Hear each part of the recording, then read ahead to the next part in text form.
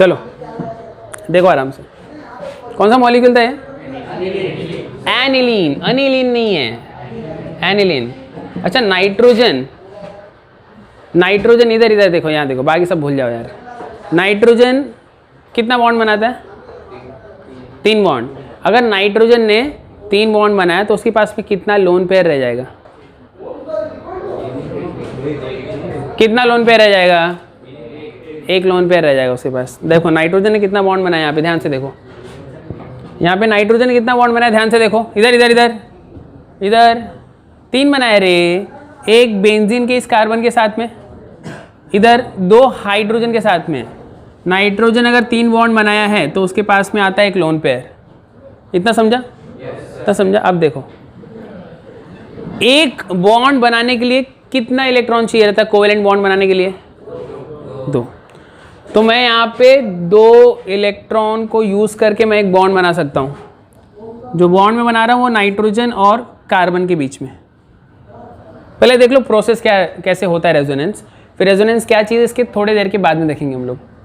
पहले resonating structure कैसे बनाना है वो सीखते हैं हम लोग। 2 इलेक्ट्रॉन को यूज करके मैं एक बॉन्ड बना रहा हूँ, नाइट्रोजन और कार्बन के बीच में बॉन्ड बनेगा। पहले से एक बॉन्ड है, अब क्या बनेगा बताओ? डबल बॉन्ड है ना। तो जब बॉन्ड बनता है 2 एटम के बीच में बनता है, तो मेरा जो एरो आएगा ना, एरो वो 2 एटम के बीच में ही आएगा। समझ में आ रहा है क्या बोल रहा हूँ मैं? ठीक है, 2 इलेक्ट्रॉन है ना, 2 इलेक्ट्रॉन अपने आप को कुछ इस तरीके से अरेंज करेगा, नाइट्रोजन का इलेक्ट्रॉन। अब देखो ध्यान से, नाइट्रोजन का 1 इलेक्ट्रॉन किसके पास चला गया? कार्बन के पास, बराबर। 1 इलेक्ट्रॉन नाइट्रोजन ने दे दिया तो उस पर चार्ज क्या आ जाएगा? नाइट्रोजन पे ही पॉजिटिव चार्ज दिखना चाहिए। हाइड्रोजन ने इलेक्ट्रॉन नहीं दिया है, नाइट्रोजन ने दिया है, इसलिए नाइट्रोजन पे पॉजिटिव चार्ज। इतना समझा? पक्का समझ में आ गया? ठीक है, यहां पे एक नया कोवेलेंट बॉन्ड बन गया। इतना समझा? अच्छा ध्यान से देखो, इससे ही वही बन रहा है ना। ये रेजोनेटिंग स्ट्रक्चर 1 है, ये रेजोनेटिंग स्ट्रक्चर 2। यहां पे कार्बन का कितना बॉन्ड ऑलरेडी है? 4 है रे, कैसे बच्चे लोग तुम लोग। ये देखो 1 2 3 4 बॉन्ड ऑलरेडी है ना, और एक्स्ट्रा बॉन्ड बनने जा रहा है। कितना बॉन्ड हो जाएगा कार्बन का? 5। कार्बन 5 बॉन्ड नहीं बनाता है, इसलिए मॉलिक्यूल अपनी स्टेबिलिटी को अटेंड करने के लिए क्या करेगा? ये जो बॉन्डिंग पेयर ऑफ इलेक्ट्रॉन है, ये वाला, ये बॉन्डिंग पेयर ऑफ इलेक्ट्रॉन जो है, बराबर, इसको ओपन अप करेगा। ये जो बॉन्ड पेयर है कार्बन नंबर 2 पे जाके ओपन अप होगा। Carbon number 1, carbon number 2, carbon number 3, carbon number 4, carbon number 5, carbon number 6। Bond pair टूट रहा है और जाके बैठ रहा है as a lone pair. Carbon number 2 का इलेक्ट्रॉन वैसा ही रहेगा उसके पास। कार्बन नंबर 2 कार्बन नंबर 1 का 1 इलेक्ट्रॉन ले रहा है, जो इलेक्ट्रॉन लेता है उस पर चार्ज क्या आता है? नेगेटिव। इतना समझा? इतना समझा? आराम से, ठीक है, इतना हो गया क्लियर? अब देखो बाकी जो जैसा स्ट्रक्चर था वो वैसा ही रहेगा। इतना समझा? क्लियर हो गया? देखो इलेक्ट्रॉन का मूवमेंट हो रहा है। हम लोग एक स्टेप में 2 चीज़ें कर रहे हैं, 2 चीज़ें, लोन पेयर से बॉन्ड पेयर और बॉन्ड पेयर से लोन पेयर, लोन पेयर से बॉन्ड पेयर, बॉन्ड पेयर से लोन पेयर। इतना समझा? इतना समझा? देखो आराम से, जब भी बॉन्ड बनेगा 2 एटम के बीच में बनेगा तो जो एरो आ रहा है ना, एरो वो बीच में आ रहा है, देखो। और जब बॉन्ड टूट रहा है जाके फ्री इलेक्ट्रॉन में कन्वर्ट हो रहा है, फ्री इलेक्ट्रॉन में, तो फ्री इलेक्ट्रॉन जाके किसी एटम पे जाके बैठेगा, तो आपका जो एरो निकलना चाहिए बीच से निकलना चाहिए, उस एटम के ऊपर जाके एरो इंडिकेट होना चाहिए कि उस पे जाके इलेक्ट्रॉन्स बैठ रहे हैं। तो एरो आपको प्रॉपरली इंडिकेट करना आना चाहिए। इसको बोलते हैं सिस्टमैटिक प्रैक्टिस। इतना क्लियर हो गया? इतना क्लियर हो गया? पक्का? चलो आगे देखो, कार्बन पे प्लस चार्ज या कार्बन पे नेगेटिव चार्ज स्टेबल नहीं रहता वो, ठीक है। तो अपनी स्टेबिलिटी को वापस से ठीक करने के लिए क्या करेगा? वो जो 1 इलेक्ट्रॉन इसने लिया था ना, आगे शिफ्ट करेगा उसको नेक्स्ट एटम पे। अभी एक बात बताओ मुझको, यहाँ पे बेंजीन में कितने हाइड्रोजन दिख रहे हैं? यहाँ पे बेंजीन में कितने हाइड्रोजन दिख रहे हैं? पागल हो तुम लोग, 1 नंबर के पागल हो। यहाँ पे 1 हाइड्रोजन है, यहाँ पे भी 1 हाइड्रोजन है, यहाँ पे भी 1 हाइड्रोजन है, यहाँ पे भी है, यहाँ पे भी, यहाँ पे नहीं है। यहाँ पे कार्बन का 4 बॉन्ड ऑलरेडी हो चुका है, 1 2 3 4। यहाँ पे हाइड्रोजन कहाँ से आएगा? नहीं आएगा। यहाँ पे हाइड्रोजन है, कोई दो राय नहीं इसमें। ज़रूरत नहीं थी इसलिए नहीं इंडिकेट किया, अब ज़रूरत इसलिए इंडिकेट कर रहा हूँ मैं। अब लोन पेयर फिर से कन्वर्ट होगा बॉन्ड पेयर में। बॉन्ड हमेशा दो एटम के बीच में बनता है, इसलिए एरो जो आया है दो एटम के बीच में ही मैंने इंडिकेट किया, समझा ये? कार्बन का यहाँ पे ऑलरेडी 4 बॉन्ड है, 1 2 3 4। जब एक नया बॉन्ड बनेगा कार्बन का फिर 5 बॉन्ड हो जाएगा, प्रॉब्लम क्रिएट हो जाएगी। इसलिए वापस से क्या होगा, ये जो बॉन्डिंग पेयर ऑफ इलेक्ट्रॉन है ये आगे शिफ्ट होगा, ओपन अप होगा इसमें लोन पेयर में, बराबर। कार्बन नंबर जो 2 था उसने एक इलेक्ट्रॉन लिया था और वही इलेक्ट्रॉन वो बेसिकली किसको ट्रांसफर कर रहा है, कार्बन नंबर 3 को। एक इलेक्ट्रॉन उसका खुद का था, बराबर, एक ट्रांसफर कर दिया जो उसने नंबर 1 से लिया था, बराबर। तो यहाँ पे क्या बन गया, एक नया बॉन्ड बन गया, बराबर। और एक चीज, कार्बन नंबर जो 4 है उसका जो इलेक्ट्रॉन है वो कार्बन नंबर 3 का इलेक्ट्रॉन ले रहा है। एक इलेक्ट्रॉन उसका खुद का था, एक किससे लिया, 3 से लिया, मतलब चार्ज क्या आएगा, नेगेटिव। बाकी जो पहले का स्ट्रक्चर था सबका सेम, यहाँ पे प्लस चार्ज था, पॉजिटिव चार्ज है, ये बॉन्ड आप ऐसे बना रहे हो, नाइट्रोजन पे चार्ज क्या आ जाएगा, पॉजिटिव। इतना समझा? अब कौन अनस्टेबल हो गया बताओ, कार्बन नंबर 4। ये भी सेम चीज़ करेगा, देखो ध्यान से देखो, लोन पेयर से बॉन्ड पेयर, फिर लोन पेयर से बॉन्ड पेयर, बॉन्ड पेयर से लोन पेयर, हमेशा आप सेम स्टेप में कर रहे हो, राइट। स्ट्रक्चर नंबर 1 को देख के आप स्ट्रक्चर नंबर 2 ड्रॉ करते हो, स्ट्रक्चर नंबर 2 को देखकर आप स्ट्रक्चर नंबर 3 ड्रॉ कर रहे हो। अब स्ट्रक्चर नंबर 3 पे जो आप एरो इंडिकेट करोगे उससे आप स्ट्रक्चर नंबर 4 को इमेजिन करोगे। स्ट्रक्चर नंबर 3 को देख के आप स्ट्रक्चर नंबर 4 इमेजिन करोगे। अब ये अनस्टेबल हो गया है, कार्बन नंबर 4 ने कार्बन नंबर 3 का इलेक्ट्रॉन लिया था, अब वही इलेक्ट्रॉन किसको ट्रांसफर करेगा, 5 को ना। तो एरो कैसे आएगा, यहाँ से निकलेगा, बॉन्ड बनने जा रहा है इन दोनों के बीच में, एरो बीच में आएगा। यहाँ पे भी तो हाइड्रोजन था, यहाँ पे भी 4 बॉन्ड है, फिर ये कार्बन भी अनस्टेबल हो जाएगा जब यहाँ पे नया बॉन्ड बन जाएगा। एक इलेक्ट्रॉन उसका खुद का था, एक कार्बन नंबर 3 से लिया था, किसको दे रहा, कार्बन नंबर 5 को। बॉन्ड पेयर बन गया इधर, लोन पेयर से बॉन्ड पेयर बना कि नहीं, लोन पेयर से बॉन्ड पेयर बन गया। समझ में आ गया बोल रहा हूँ मैं, आराम से देखो।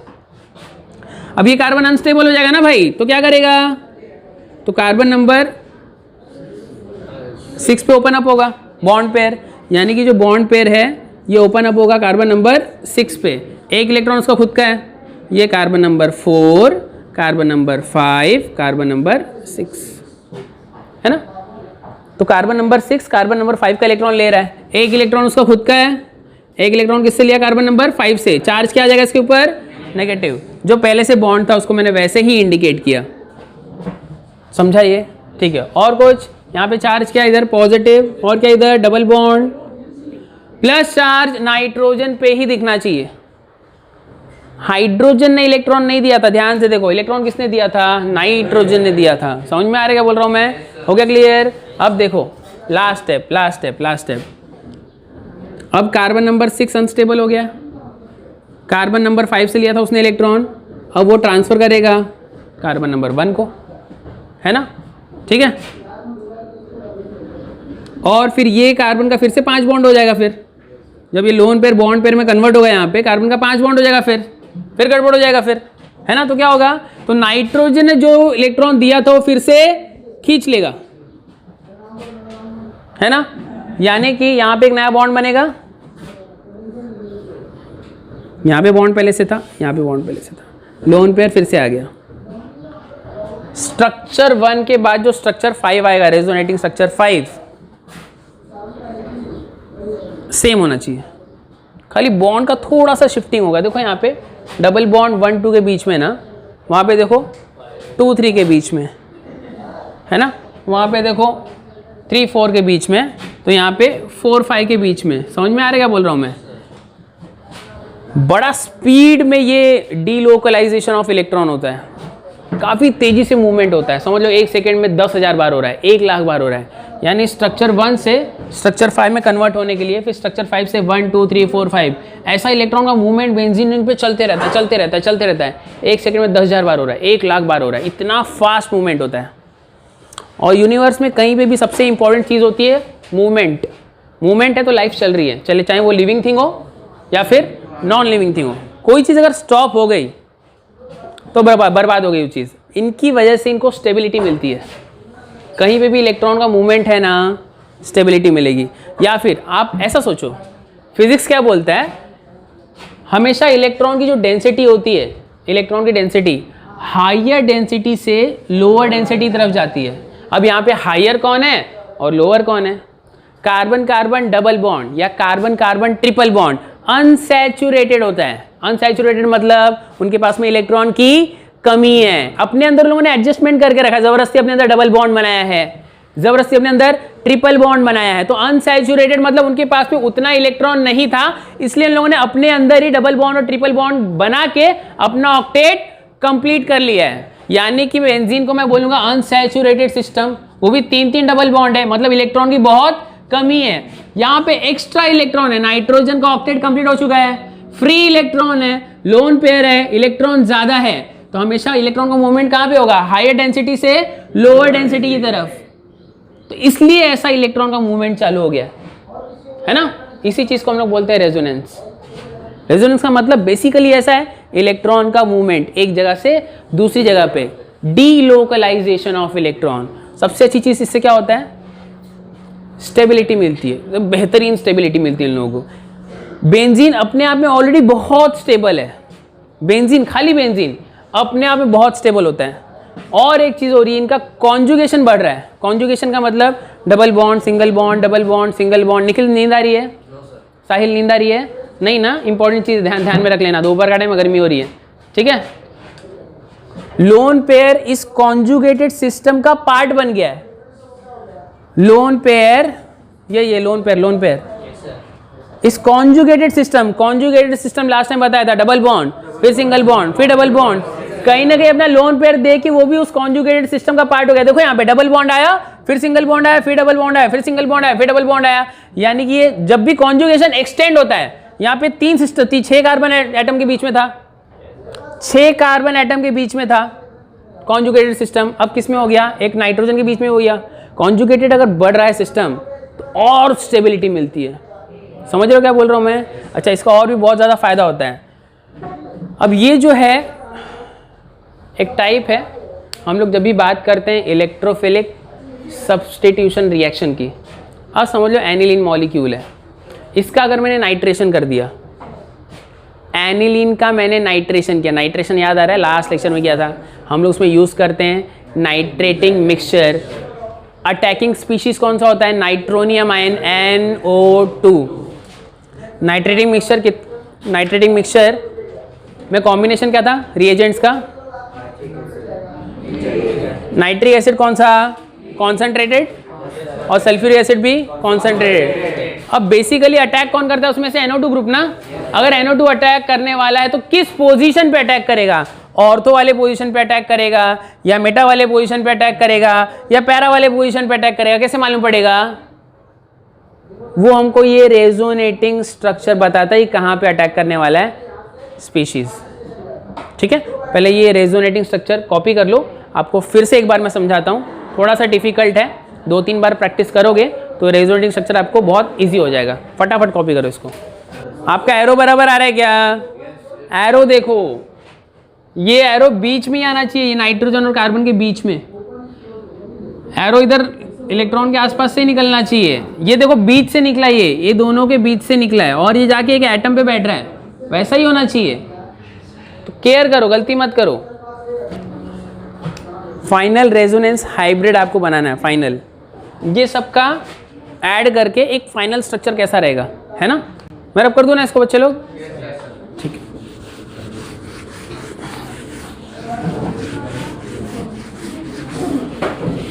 बिना देखे अगर आप लोग ड्रॉ कर सकते हो रेजोनेंस हाइब्रिड तक, तब आपको एनिलीन का रेजोनेटिंग स्ट्रक्चर आ गया, समझ लो। ठीक है, चलो देखो इधर, एक तो बेंजीन है पक्का,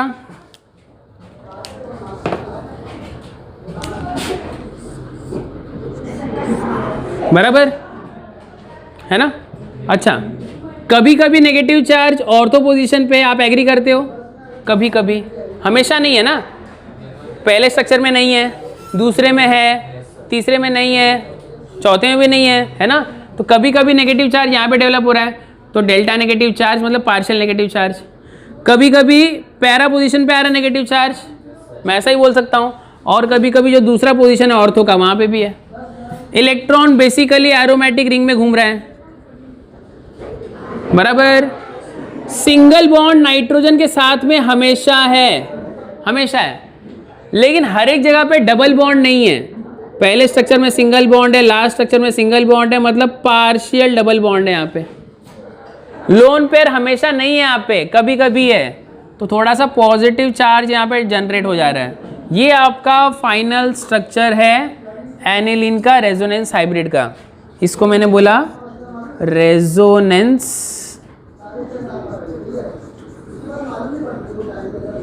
हाइब्रिड, समझा ये?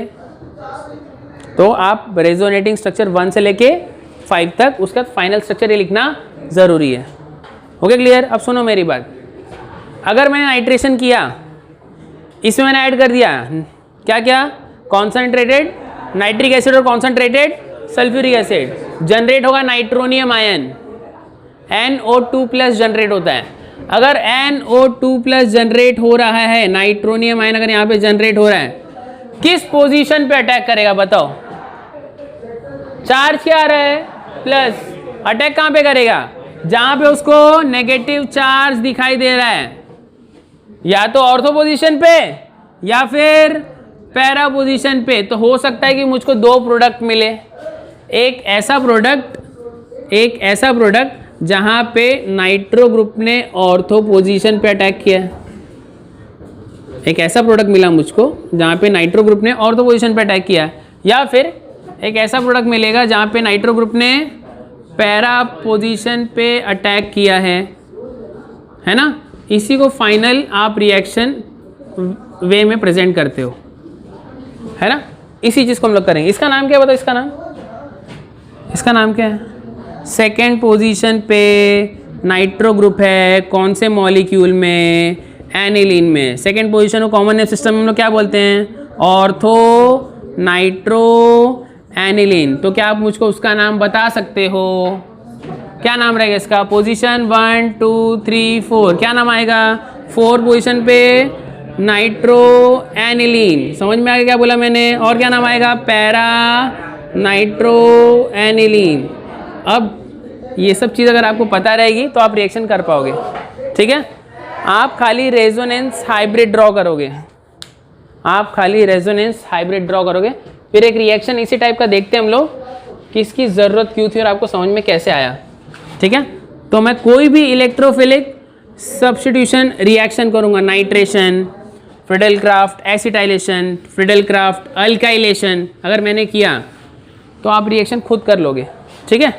अच्छा, एक और चीज़ देखो, अगर आने वाला जो इलेक्ट्रोफाइल था किस पे अटैक किया उसने? ऑर्थो और पैरा पे।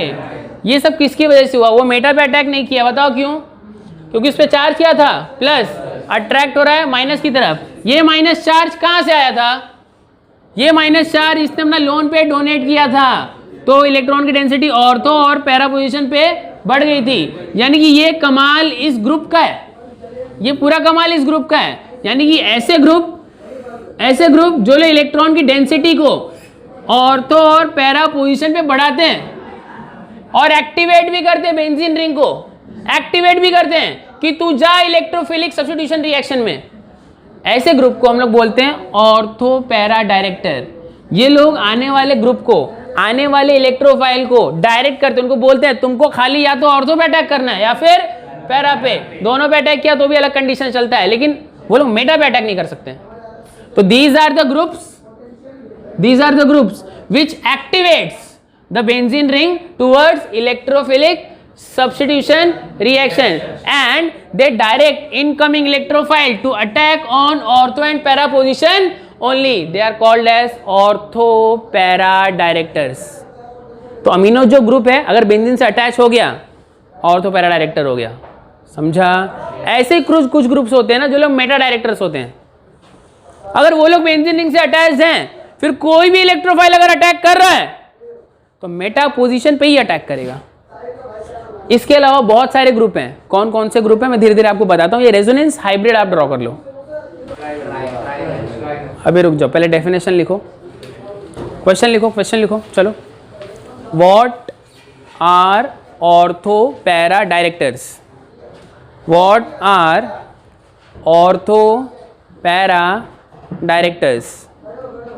What are ortho para directors?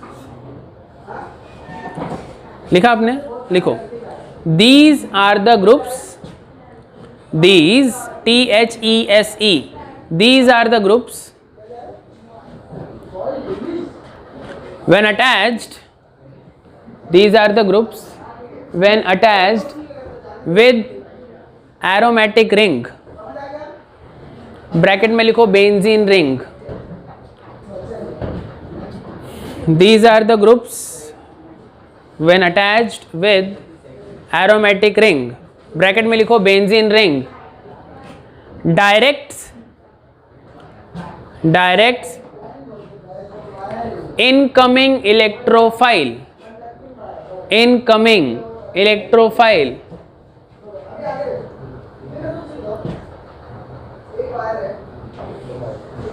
to attack on ortho and para position only. To attack on ortho and para position only. बराबर. एक और काम करते हैं लोग, बेंजीन रिंग को एक्टिवेट करते हैं कि उनको इलेक्ट्रोफिलिक सब्स्टिट्यूशन रिएक्शन जाने में मदद मिले, हेल्प करते हैं. बराबर. They also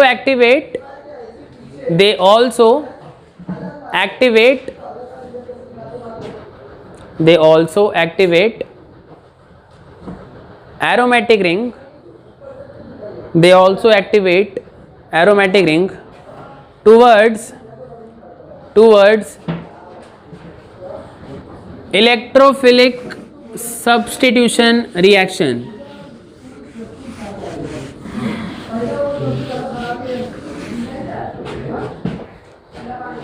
They also activates aromatic ring towards electrophilic substitution reaction.